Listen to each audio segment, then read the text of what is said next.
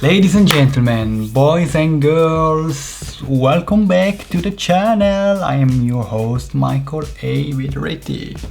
Before I start, remember to subscribe, like and comment these and other videos.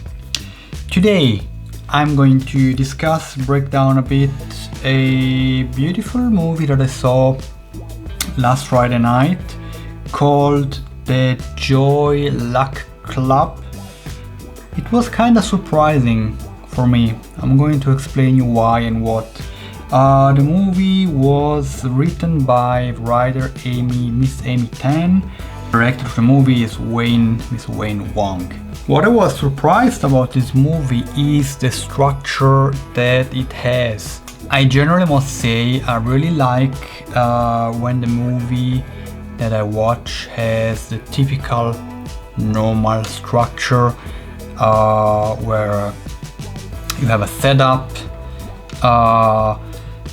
you have something that happens, and then the protagonist, the hero, has to make a choice and then embarks on this journey and so on and so forth. He overcomes obstacles and at the end normally happy ending or just tragedy, whatever. It's always nice and good to have an open mind in life, not only regarding movies but in general any aspect. Having said that, again, I'm a big fan of the movies of Quentin Tarantino and Christopher Nolan. These are two filmmakers that typically don't respect this rule, or not always respect this rule of the linearity of storytelling. This movie, The Joy Luck Club, has something similar, and I'm going into it right now. So the movie starts with a scene where you see it's like a party in a house with different people, and you start to meet some of the main characters in conversation. They move, and you see there are basically three young, if I'm correct, if I remember right, yes, three young ladies that are protagonists, but on the other side there are three older ladies that are the same time protagonists. How the story is structured is this party they're having at this house, where they are drinking, they're eating, they're speaking. It's a meeting point for all the stories. During the film, you're going to see all individual story of the three older ladies and all the individual stories of the younger ladies, how they are connected. So for example, for the older ladies, you see the backstories. You see how they grew up in China and the difficulties that they had to overcome. Some pretty bad stuff they had to do, like one lady had when she was younger, she had to left behind some babies that she was carrying, just let them there on the street. This happens to be a payoff at the end of the movie, which makes a really beautiful scene right there. So for every individual lady of this older lady, you see the struggles they had to overcome. Typically the movie is about family and family issues and the things that you have to do for family, and these structures are pretty rigid structures, and you're gonna see this with these three older ladies in China. Each of one had to overcome certain things. You see the scene, and then you come back in this house where they're having this gathering, this party, and they speak about different things, what you saw and the connection. And the same thing is happening for the three younger ladies.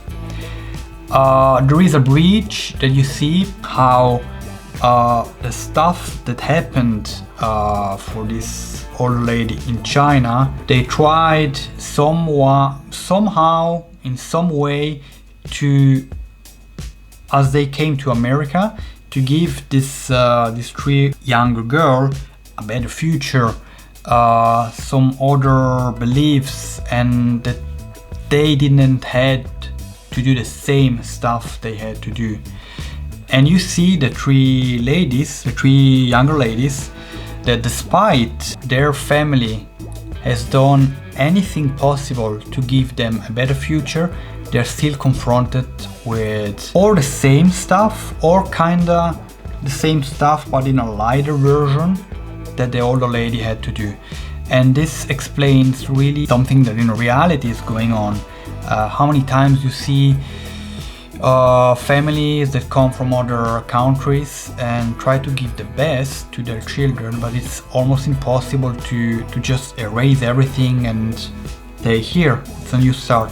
You always see in life that the children have to overcome something. They bring something from the past, from their parents.